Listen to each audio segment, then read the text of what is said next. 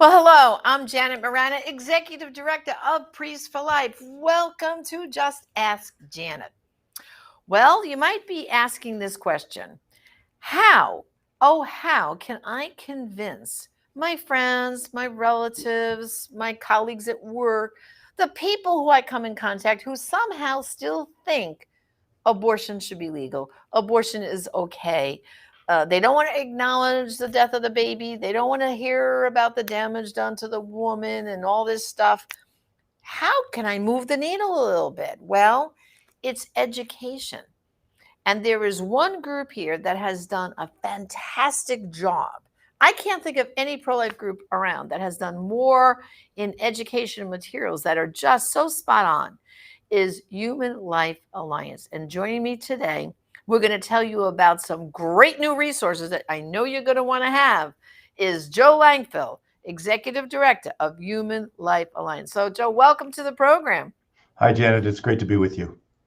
And so, Human Life Alliance, you guys have been churning out, I call them these like little magazines. For how long? Give us a little history here. Well, we first published in 1990. Our roots go back into the 1960s, but we started to do the informational educational work in 1990 with the groundbreaking publication, She's a Child, Not a Choice. I always remember She's a Child, Not a Choice. Now, is that still in print, or have you revamped it into something newer? Both, actually. So when we hit some major milestones, we certainly do a revised edition of She's a Child, Not a Choice. So we did, a couple of years ago, the 30th anniversary edition of She's a Child, Not a Choice. So that's current and people can get it. And it's great for general audiences, churches, those things. It kind of runs the gamut. But what it morphed into in the early 90s was a piece designed to share pro-life information with college students and high school students. So now we have different editions that every year we change the theme so it can reach the kids with a way that they're used to talking and listening, and with clever graphics that they would not know it's pro-life. So the pro-choice kids, if we can use that term, pick it up and read it. Okay, so let's do a little show and tell. I know you have probably a nice stack there of some of your resources. So pick up one, show it to us, and tell us all about that resource and what audience it's targeting. Okay, well, first one here, let's see, I'll have to look at the camera here, though. This is Do I Matter? This is the 21-22 academic year edition of what used to be She's a Child, Not a Choice. What's great about it is we focus this one every summer as we develop it on the students. So people talk about millennials all the time, but they're out of college. They're the largest population in the workforce now. So we're working with Gen Z. And one of the things we've learned is the graphics need to be less bold, a little more easy. And so the cover here is this woman who is an empty face. It's a blank face, right? And some of the pregnancy centers that use it with girls in crisis pregnancy say, this is what the young kids today think like, especially after a year of COVID. It is the what I stand for, what I believe. So it's a great thing for young people, help them engage, and it answers really practical questions for them. All right, hold that up once again, the Do I Matter. And then could you just open it up for a second? I just want people to get the idea that these are like full color information pieces for these kids. Yeah, and you've done a lot of research to see this generation, what matters to them, right? I mean, yep, what I see too on social media with these kids is they want to be famous. They want people to acknowledge them, right? Isn't that part of it? That's a big part of it, especially with the gender dysphoria area and all that. But this is a 16-page mini magazine, so it's Do I Matter here. You open it up and it gives the introduction, and on the very bottom here, it goes right towards it. Hey, we're gonna be frank with you. This is a discussion about abortion. It's really about the humanity of the preborn child, kind of the gruesome realities of abortion and what it means. But we're engaging these kids. For years, we've had these rhetoric pieces in boxes all over. We have a full piece. We do a quiz right away saying to the kids, what do you think? So you can see the more simplified graphic layout. It's easier for them to look at as we go through. Here's the rhetoric, an entire article saying what's going on. We always have people's personal testimonies in there. As we move through it, we talk about abortion and race. So do minorities matter? What women get abortions, very easy to look at. The development of the child in the womb. really important, because one of the things we still hear from kids on campus is, they told me it was a blob of tissue. Really? Right. And where that development fits in with the type of abortions they can receive. What's new for this generation is really this spread. So this is new this year. About 80% of the magazine stays the same any given year, but this is about the RU46 abortion pill, what that process is, what happens there, and the kids, they don't know.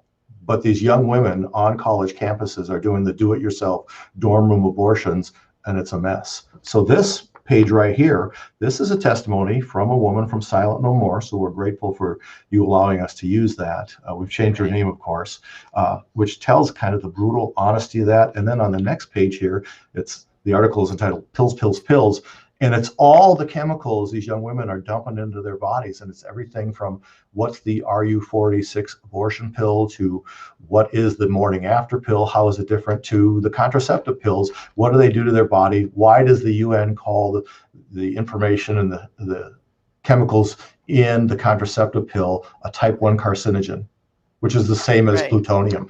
So the girls, the kids, the guys, they don't know it. We go through it, guys' testimonies for them to read. What are the effects of abortion on women? Former abortionist, Dr. Anthony Levantino. And we get to the end, we talk about what we call the exceptions. What about adoption? What about rape and incest? What about overpopulation? Because that's the first thing the kids say is, oh, there's overpopulation. They've just been fed all of that. And so we debunk those myths for them, and we give them the truth. And then they can make some decisions. That's great. And so I guess you sell these in big stacks, like you can order 100 or 200 or 500. How does that work? Sure, and we're happy we don't sell anything. Everything's by donation, of course. So we're happy to tell people our suggested donation is 50 cents a piece. But the largest amount of materials I gave away without a donation in return last year was 94,000 copies to one group. So people can ask us for what they need. We're here to share it with them. That's great. I mean, I hope the schools are listening right now. To me, this should be like given out to every high school, every student at like a general assembly. Someone should get up there and hype it. And then as they leave, every kid gets a copy. I mean, because this is a great educational piece for young people. So I hope those teachers and guidance counselors are listening, that it's Do I Matter? And this goes just, Joe, it's so brilliant, because I've been watching all these studies about social media, and they want to be famous. They want those likes on social media. So Do I Matter? It's really going directly into that thing that they want to matter. They want to be liked. They want to be famous on TikTok and all this. So I think it's going to strike a good chord with these young people. So I'm going to pray everyone, as they're watching this show, they're going to go to humanlife.org and place an order for Do I Matter. So now, show us another one of in your toolbox there. Okay, well, you've had Missy from our office on your program before, but so this was Just for Girls, Just for Guys. This is kind of the high school sexual risk avoidance magazine. We don't say abstinence anymore. So Just for Girls, Just for Guys. It's kind of a manual flip magazine. So half it's for the guys, half it's for the girls. It's really great because it's for those teens who don't know how to make sense of anything when they're in the midst of adolescence, right? So just like all of us, so nothing new. And what's really neat about that piece is the message is so important about how to make good choices about the future of their lives and their sexuality. I mean, we would all say that they make the right choices that would support their faith in God and everything, right? But so teachers who consider themselves pro-abortion or pro-choice still request this material for their classes because they know how bad it is out there for the kids. Well, that's an important point you just made, because what you just is, even teachers who are pro-abortion, pro-choice, they see that the risky sexual behavior has led to the increase, as we know, of STDs and all these other sexually transmitted diseases, that these young people, they might be messing up their fertility at 13, 14, and 15 old. And then eventually when they get older and eventually marry and meet their love of their lives, find out, oh, I can't conceive a child because of the damage that happened to me back when I was sexually active as a teenager in high school, right? So I think maybe this is the hook that we're finally getting them to pay attention. While they feel, well, if that girl has sex before marriage and gets pregnant, I'll take her for the abortion. But it looks like what you're saying is they're acknowledging that maybe not engaging in sexual activity as teenagers is the right choice. So is that that's Oh, what you're finding? the literature, the studies are conclusive. Everybody knows that it's best to wait. Even liberal think tanks in Washington, D.C. say that the real key here is that if you wait till you finish your studies, so whether that be high school or college or vocational school, if you wait till you're at least 21 and have a full-time job, you're gainfully employed, that before having children, you only have a 2% chance of living in poverty. So even if you divorce God from the equation and good morals from the equation, everybody knows that it's best to wait until your life is stable to start raising a family. Wow, that's yeah. I mean, that's great because that's taking the secular jargon and Mhm. using it for us believers. It kind of says that God's way is the right way all along. But so many people, when you say God, they go la la la la. They don't want to listen. But it looks like they're beginning to listen because of the statistics, right? I mean, the damage is out there for all these young people who are being so promiscuous in high school, right? So hold Yeah, up that piece once again. I really want them to focus on this one because this is so important. So it's called Just for just for Girls. girls, just for guys. So the same piece hits both audiences. Halfway Yeah, through it's one, then you flip it's the other, right? yeah, so you know what's going on. When a teen picks up this magazine, they flip it to the other side, and if she's a gal, she reads the guy's side, and if they're a guy, they especially read the girl's side because every teenage boy, like every man, says we don't know what's going on with women, so they want to know the secrets anyway. So that's Right. part of the marketing piece behind it. There's also great digital content for all these student pieces. They have their own web landing pages. So for Do I Matter, it's studentmag.org. For Just for Girls, Just for Guys, it's J4G.org. And you can go there and the kids can engage with it on their phone. And then also we have what are called these digital flip books. So they can go and read those online, and we market on social media to the kids, and we share with them individual articles. I mean, phenomenally successful on how the kids, especially the high school kids, were engaging this last year. You know, if we present the articles on pornography, they're clicking on them. They can't stop from reading them. And it's meeting them right where they're at. One young man responded on Instagram saying, dude, you wouldn't believe it. I was just looking at my porn site for the day and this ad popped up and it told me porn is bad for you. And, you know, if we printed it out 15 to 19 pages of back and forth between he and his friends about why porn is bad for you or how we're liars because porn can't be bad for you. And then the young people that are engaged with them start saying, no, it's true. And the older teens, this kid was 15. A friend who was 17 said, I used to be a daily consumer. I was addicted. They're right. You should listen to them. So once we start the work, lay that piece of truth in front of them, then it's a chance for the author of truth to get in and do the real work with the cracking of the hardness of that heart. Yeah, that's amazing. So now back to your toolbox there. Okay. What do you have for a little older generation, the adults out there? Because we all know some adults who say they're pro-choice, which when I hear that phrase, I cringe. But what do you have? What other things do you have there? Okay, well, we have the flagship edition of She's a Child, Not a Choice. So not as crazy graphically as some of the young people stuff, but still focuses on the humanity of the preborn child and the gruesome realities of abortion, and tells who Roe and Doe were, what that process is, what it looks like when a woman is struggling with a crisis pregnancy, how to address her. Also along that lines are sidewalk counseling pieces. So these have been going gangbuster during COVID. This piece, it's a smaller footprint, sidewalk counselors take it out there, and a young woman could open up to any page and find something here that could hit her. I'm glad I chose life for me and my baby. I regret my abortion. You know, any number of things. How to save your baby, what is abortion? And the great news is we have that in Spanish as well. So we just had a report yesterday from a sidewalk counselor who's connected to HLA and uses these materials down in San Antonio. So we know about the heartbeat ban down there, and a young woman coming out of a center that he was able, with this magazine, to get her to go to a pregnancy center. She said they told her that no, it's not really 6 weeks in Texas, it's 10 weeks is when the ban takes effect. And we're pretty sure, we don't know yet, this is brand new information, we're pretty sure they're referring to they could get her the RU46 abortion drugs. Yeah. So we'll see what that looks like. That we know that's what's going to happen. They're going to be giving out those pills.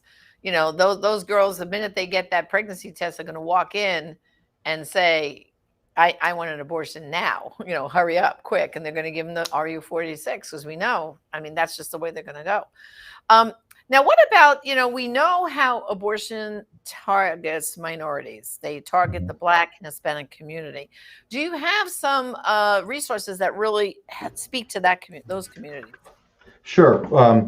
This piece is still in the old supplement form, the big tabloid form. So did you know is specifically for outreach into the African-American community. We're working right now with Black pro-life leaders across the nation on developing the magazine format. So we expect in early 2022 to have a new edition of this. So we're running out with Did You Know? And the great thing about this is testimonies from individuals in the African community. This is one of the few pieces that actually has articles from pastors in here, because in the African-American community, they still listen to their pastors.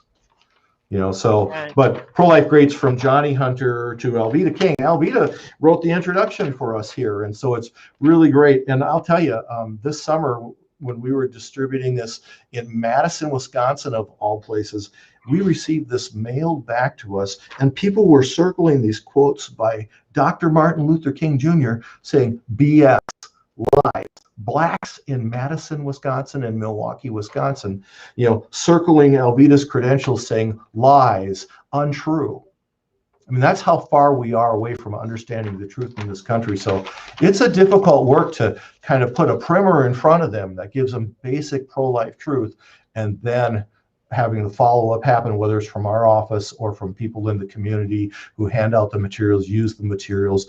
But we say for pro-lifers, what's great about this is if you read one of these pieces, you'll understand 95% of every issue in that area, and you'll be primed and ready to talk about it. You'll be able to defend maybe what your faith belief is with real truth, contemporary philosophy, scientific fact, and stories, which you can never debate. Well, at least it's your story, so it was true for me at least. Yeah. That's really important for the movement. Yeah, stories really, I think, you know, testimony stories, that's what really changes, because, you know, you can have all that political rhetoric out there, but when you get to the person who says, no, this is what happened to me, I did it, and look at the damage it did to me, that's a game changer, I think, with a lot of people. Now, I've had some people ask me, and I don't know if you have this or not, but do you tackle also end-of-life issues too? Sure, we're actually one of the few pro-life groups that do. We have some other things, but currently what's current for us right now is imposed death. This discusses euthanasia and assisted suicide in America. There's one article on global euthanasia and what it looks like. And this is the most important piece we have, because if you make life cheap on one end in our culture with abortion, guess what? You have to view it as cheap on the other end, because we don't have the resources or the people to pay for those of us who are getting older. No. Well, and euthanasia, I mean, people don't realize that the laws in some states are already in place, and the people who are out there who are pushing for assisted suicide and all this stuff, they've got it's kind of like the way abortion swept across our nation. You know, before Roe v. Wade, there were about 5 states where it was legal. The same thing is happening now with euthanasia. I think there's about 5 or 6 states, right, Joe, where it's legal. 11 jurisdictions. Huh? So 11 jurisdictions in the United States, so 10 states and Washington, D.C., the District of Columbia, you know, have legalized it in some form. In Montana, it's kind of by judicial fiat, but yeah, so assisted suicide is available. And what's the problem with assisted suicide? Well, one, it requires physicians to assist in your suicide when they promise to protect your life, or at least that's why they go into medicine, right? And it's, Right. we hate to say the slippery slope argument, but it's the slippery slope. What happens when we view life as that cheap and we kind of decide somebody's life isn't worth living for whatever reason? Well, then that opens the door to direct euthanasia, which is what they're asking for in some states. And when Canada legalized direct euthanasia this last year, they've euthanized 5,000 people last Wow. year already. So it's not, oh, I don't feel good, I want to die. It's you kill me, not I'm going to choose to, withdraw treatment. So that's where this Wow. goes, and that's what they're looking for, and that's why we have to be aware. So if we want to respect life, we want to respect God's gift and cherish all life, we have to understand what that means for the child in the womb, what it means for young people who are struggling to find their identity in the difficulties of this culture. But we have to for sure stand up in our hospitals. We say that some form of what we call stealth euthanasia, which is where they use medical treatment in an improper way to end a life, happens in every state and every hospital every day in the United States. So it's Oh, there, and it's your there. viewers will encounter it with their family members. Yeah, I mean, I have personally seen it happen in hospitals, with family members. And we do not do in our family we do not do DNRs or DNIs, do not intubate, do not resuscitate orders. We do not do that. We do what's called a health proxy, where you select someone who knows your faith, who knows what your wishes. They speak for you if you can't speak for yourself. I mean, we've already said, Joe, how dangerous that is Yeah. to have in place those forms about DNR and DNI, which means do not resuscitate, do not intubate, because you don't know what treatment you're going to need. And very often you need to be intubated for a period of time, and then eventually you will come off those machines. But to have those orders in place, it's trying to guess what you're going to need down the road. But the minute you have those orders already signed, the way the medical staff treats you in that hospital totally changes.